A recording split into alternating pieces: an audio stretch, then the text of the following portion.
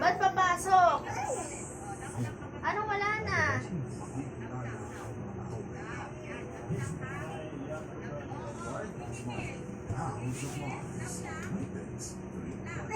Ba't may kipin?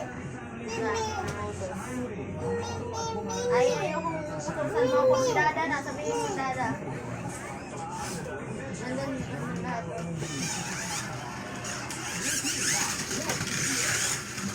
Ako sa maligid ko doon.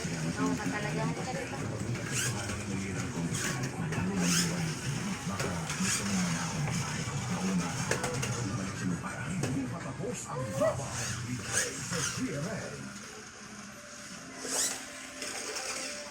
Ang lamig mo na agad ah.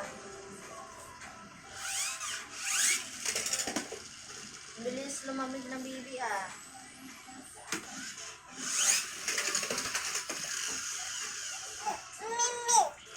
Anak, may kamay ka anak. Ang lapit-lapit lang, mangungutos ka pa. Dito, para makikita ka ni guys. Dito tayo, dali. Gaya kanina, dali na. Tapos utusan naman yung dahil.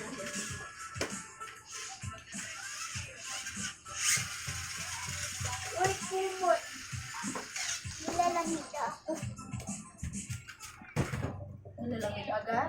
Emi! Sabihin mo ni ate mo. Ay, nakabala ka, may kamay ka. Sabihin mo ni ate.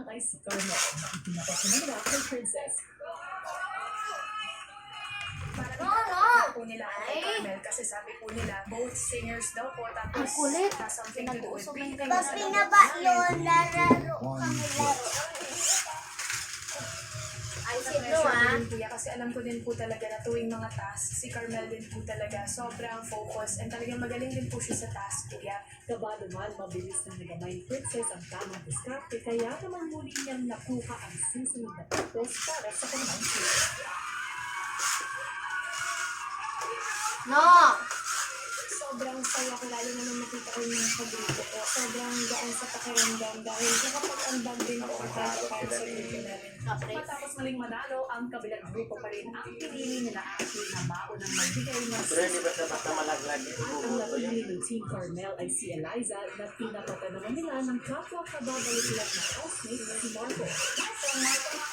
ang tumata ko po sa isip ko is yung points talagang mahalaga po talaga yung bawat puntos ng grupo para po sa ligtas kuya.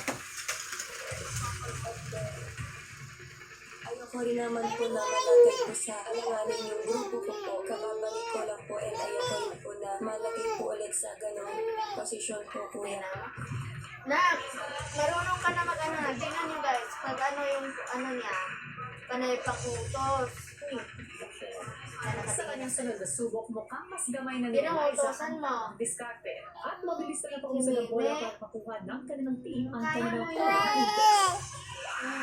Sila na lang utusan mo. Kaya mo yun. Para sa sunod na tapatan, unang pumili ng kanilang kalaban ang Nandun yung sa team. gilid ah. Ako lang muna.